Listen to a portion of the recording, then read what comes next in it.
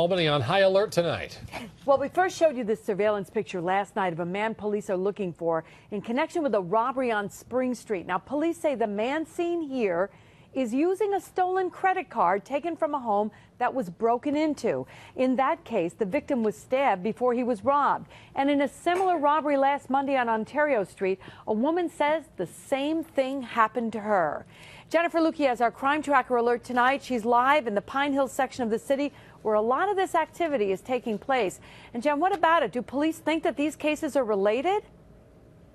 Well, Liz, at this point, they're not sure, but a lot of the circumstances surrounding both of them are very similar. One of those incidents happened on this street right here, and I want to show you just how close that is.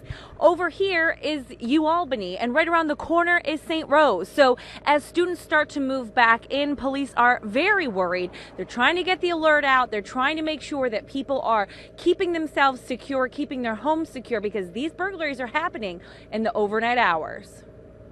Jana and Liv are college students at St. Rose. They live just next to a woman who was recently robbed and stabbed by an intruder that entered her home in the middle of the night. I lock the doors at night. I have like a whole escape system. I sleep with pepper spray, and I have like a heavy flashlight just in case something happens. I can hit them. It's kind of paranoid, but it's better to be safe than sorry.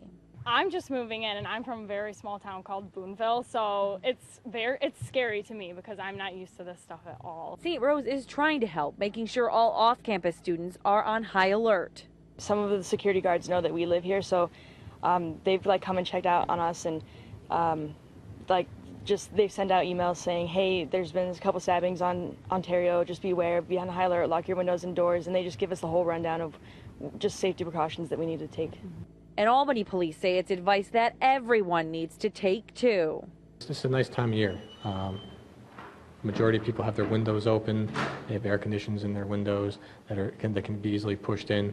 And people tend to leave their doors unlocked. We're just asking people to be cognizant of that and to make sure that they secure their home and secure their belongings.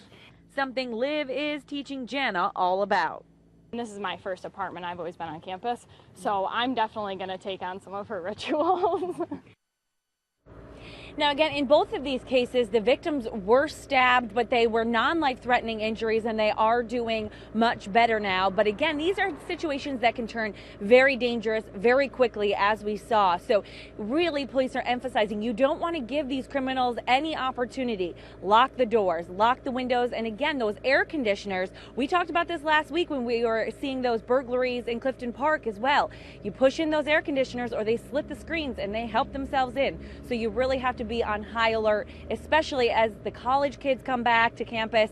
Everyone just wants to make sure they know about what's been going on in this neighborhood. Liz and Jerry, back to you guys.